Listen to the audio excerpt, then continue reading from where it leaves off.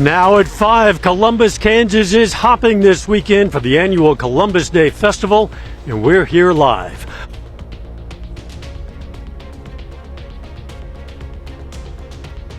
Coffee. The 4 states' most watched news starts now. It's time to discover Columbus. The town of Columbus, Kansas is celebrating its history and its future with the kickoff of the annual Columbus Day Festival. One highlight of the 3-day event will be the hot air balloon regatta. That's just the beginning. Tonight we're coming to you live from Columbus as we celebrate the city and the season. This is KOAM News at 5. I'm Dow Quick. We're going to have more on the festival in just a bit, but first some of today's top stories. Tragedy involving a bicycle and an SUV. It happened yesterday just before 5:30 p.m. on Cole Street in Granby, Missouri. According to the Missouri State Highway Patrol, a 10-year-old Granby boy riding a bike failed to stop at a stop sign, traveled into the path of the SUV. The child died at the scene. October is Domestic Violence Awareness Month, and Modoc Nation Behavioral Health wants to remind survivors of domestic abuse of resources that are available. The services they provide include counseling and experiential therapy, where people receiving treatment can connect with animals and nature. They also offer financial assistance and rental assistance for those seeking help. Through the process of domestic violence, a lot of times all of their support system is completely stripped away. So there isn't a big support to get them out of that situation. According to OklahomaWatch.org, domestic violence has been rising in the state. The Joplin Greenhouse and Coffee House are taking donations for hurricane victims. They're accepting all kinds of items, from cleaning products to hygiene products, diapers, to name a few. They also emphasize a need for water, trash bags, and 5-gallon buckets. The spokesperson from the greenhouse says she's overwhelmed by the support from the community. At the end of the day, I hope that all the supplies that we've donated will serve their intended purpose and find their ways to victims who have been affected by these tragedies, and just bring some hope to them that there is light at the end of the tunnel. The last day to participate in the drop-off is tomorrow at noon. If you missed that, the greenhouse says Forest Park Church in Carthage will accept donations from 4 p.m. to 6 p.m. Again, we are live at Columbus Day Festival in Columbus, Kansas, just getting underway. And Chief Meteorologist Doug Hetty is here. It's a bit windy. We have a balloon regatta planned. We prefer if the winds were a bit calmer, Doug. They'll calm down a little bit this evening, okay, which is good news. But it's also warm, near record highs for us today. In fact, most of us upper 80s to near 90 degrees. 88 in Joplin is where we stand, 89 in Pittsburgh. And you can actually see it. Most of us are sitting upper 80s to near 90 degrees. And that's what we're going to see as we go through the evening hours. But those southerly winds kicking in 10 to 15, gusts right around 20 miles per hour, and it's going to stay breezy all weekend long. We'll slide back through the 80s, 70s, 60s for overnight lows for us tonight, but our temperatures are really going to heat up as we go into the weekend. In fact, we should get record highs once we go into Saturday. Then big changes moving in Sunday. So, of course, we're going to be discussing that here in a bit. Yeah, big changes meaning cooler, and that's a good thing. Yes. Thanks, Doug. See you soon. The Columbus Day Festival's hot air balloon regatta will light up the sky starting tonight. This is video from previous years. At least 10 balloons are going to come to life for this evening's balloon glow, as they call it. It's where they just set them up on the ground, don't actually launch. It helps kick off a weekend of events in Columbus, Kansas. Pilots, their crews, and families have come from all across the 4 states for this annual event. It's now in its 55th year. Each balloon and pilot is sponsored by the Columbus Chamber of Commerce and other area sponsors. Local families help give the crews a place to stay, and the chamber pitches in for more each year with large meals for the visitors. Now here's a schedule for all of you hot air balloon lovers. Tonight is the first balloon glow. Again, you'll be able to see them on the ground. That starts at around 6:45 tonight. Then over the weekend, you're going to have a few opportunities to see the balloons lift off. There will be one tomorrow morning between 7 and 7:30 a.m. and then tomorrow evening around 5:30 p.m. And again Sunday morning, again between 7 and 7:30 a.m. This is at the Industrial Park in Columbus, Kansas, South Highway 69, south of McDonald's on East Merle Evans Drive. There's a lot more going on around town this weekend. Events going on right now include a bean feed, a quilt show, an art exhibit, a little Mr. and Miss Columbus crowning. Then tomorrow there's going to be a parade, a car and motorcycle show, a petting zoo on the square, a tractor pull, arts and crafts show, and a whole lot more. And you can find events on our website. Of course, you know what that is. It's KOAMnewsnow.com/events. Scarecrows are taking over the north side of the Columbus Square and east on Maple Street as part of the Columbus Days contest for scarecrows. It's open to businesses, organizations, individuals. Prizes will be given for the top two. There's also the Farm Heritage Show. It provides a glimpse into farming practices from decades ago. The show will include demonstrations of what early farmers did, like threshing wheat, corn shelling, and stationary hay baling. KOAM caught up with the crew this summer as they harvested wheat and binded it. Visitors will see various machines that were used way back in the day, like antique tractors. We want people to see that this is what farming was like around here 100 years ago. And the labor intensity of everything took a lot of work. It was very slow and tedious. Awards are going to be given for Best of Show, People's Choice, and more. Again, we are live at the Columbus Day Festival in Columbus, Kansas, just about to get underway. We're going to talk with a hot air balloon pilot when we come back. Welcome back again. We are live in Columbus, Kansas for the Columbus Day Festival. It's just getting underway, just about to. And one of the highlights of this, the highlight really, is the balloon regatta. There'll be a number of liftoffs. There's going to be a balloon glow tonight. And I get to talk with a balloon pilot in person, Janine Costanza from Aurora, Missouri. Your balloon is Venus. That's the title of the name of the balloon. Again, tell me first of all how you came up with this name. Well, this was my husband's mother's maiden name, and I wanted a very girly name since the guys kind of outnumber us 10-1. So I wanted to know this is a girl's balloon. If you've seen it, it's hot pink in the middle. So yeah, I needed a girly name. So anyway, it's. And Venus, the planet, happens to be a very bright, beautiful spot in the sky, so it seems appropriate for a balloon. Venus was a goddess of beauty, too, which that's not me.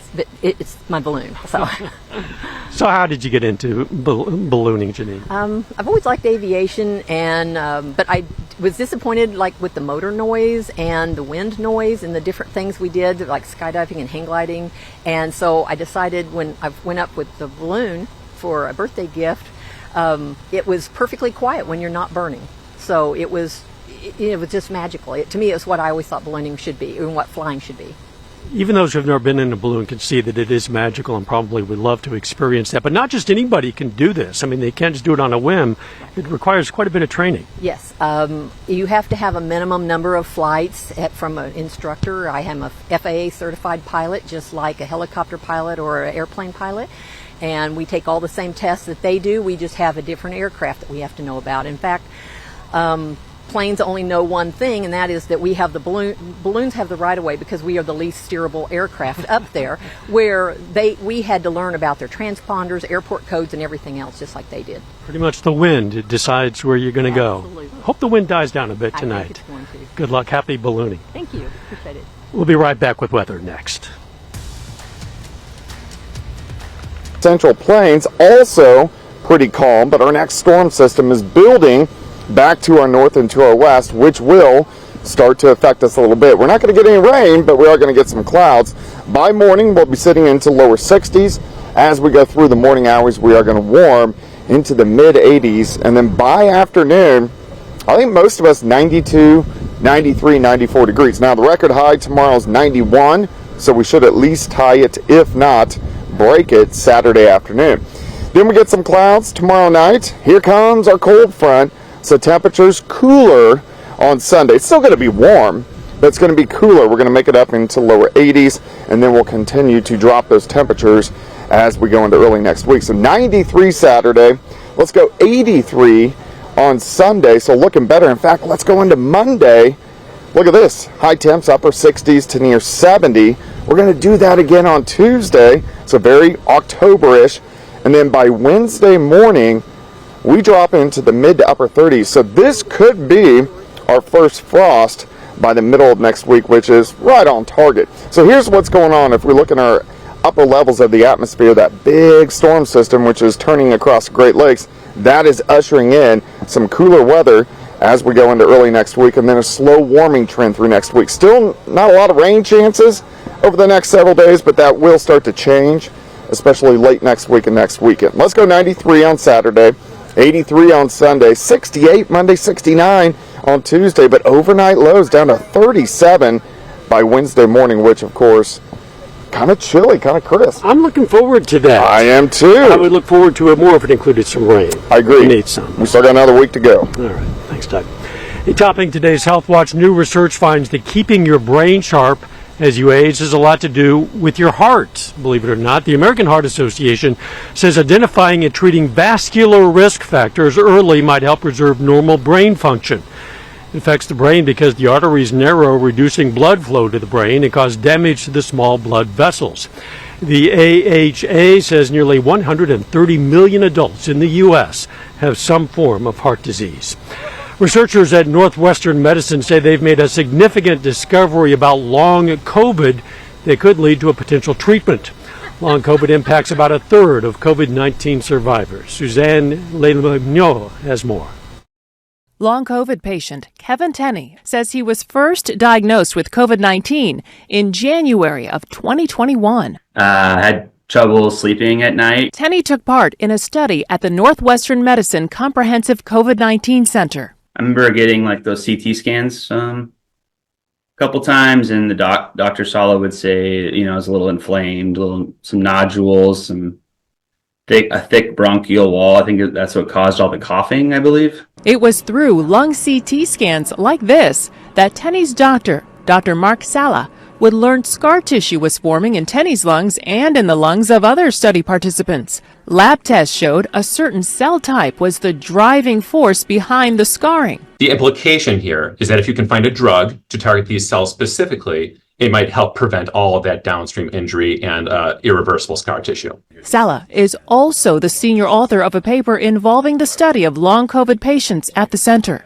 This has, over 4 years, resulted in an incredible statement about post-COVID care, as well as many other diseases that involve pulmonary fibrosis. Tenney says his participation in the study could potentially lead to a treatment for pulmonary conditions means so much to him. Just to be a part of something where we're learning new information that could help people in the future is great. He's recovered from COVID 3 times since 2021 and said he's finally feeling better.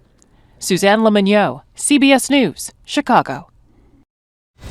Dr. Sala says some patients still had the cells present in their lungs that were responsible for scarring even up to a year after their COVID diagnosis. Teen friendships can play a big role in your mental health and happiness later in life. A study in Frontiers found teens who felt socially accepted grew up to be adults with less social anxiety and aggression, better relationships, and even better physical health. The early teen years around age 13 were the most impactful. Coming up, Consumer Watch live from Columbus, Kansas. Topping today's Consumer Watch, the National Traffic Highway Safety Administration says half of all people killed in car accidents in 2022 were not wearing a seatbelt.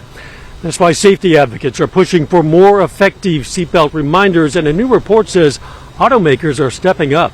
Chris Van Cleve reports. This test highlights the importance of seatbelts. The driver is wearing one, but the backseat passenger is not and slams into the front seat. Seatbelts are the #1 safety feature in your vehicle. They dramatically reduce your risk of dying in a crash. David Kidd is a senior research scientist at the Insurance Institute for Highway Safety, which has pushed for seatbelt reminders that go beyond federal standards. We want seatbelt reminders to be loud enough that you can't ignore them. For the front row, an auditory beep lasting at least 90 seconds. When IIHS tested new car models in 2022, only 17% met their higher standard and earned a good rating. But that has changed dramatically. This year, 62% of new models received a good grade. The Ford Maverick is one of those improved vehicles. It used to have a short chime when the driver failed to buckle up and just a small warning symbol on the dash. Now there's a loud chime and a flashing visual warning.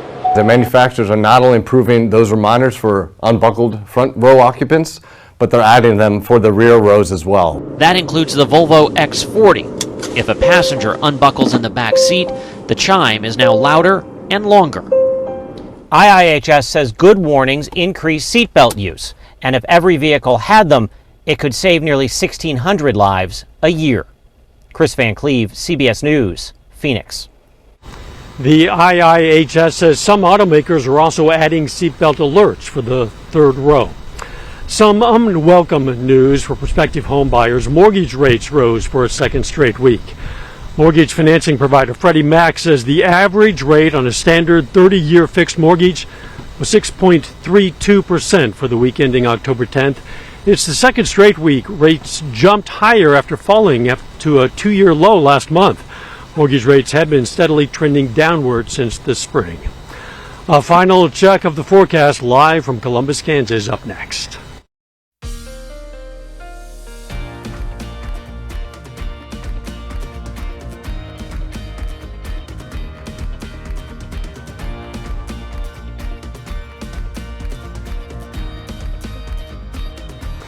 Up next on the CBS Evening News, we're going to go on the road with a 93-year-old sports fan whose dedication places him in a league of his own. And then on KOAM News at 6, more live from right here in Columbus, Kansas. We're going to get an update on the preps for this evening's hot air balloon glow and talk with the participant, plus a preview of our high school game of the week, Pittsburgh at home against Smithville. Stay with us for the CBS Evening News and then KOAM News at 6. You have plenty of time to come out and join us here in Columbus. It's a beautiful night for a balloon. It is. It's a little warm. It's a little windy, but it's nice. I mean, we have clear skies, and that's what we're going to see as we go through the evening hours. Near record highs for us tomorrow, 93 for a high, and then we cool down 60s for highs early next week, which is going to be pretty nice. I'm looking forward to it. And tonight, the wind dies down a little bit. It'll be better, but they're not going to launch tonight. They're just going to have a balloon glow, so either way. Nice. Sounds good. Thanks for joining us. CBS Evening News is next, of course. We'll be right back here live in Columbus on KOAM News at 6. We'll see you then. Let's make it a great evening.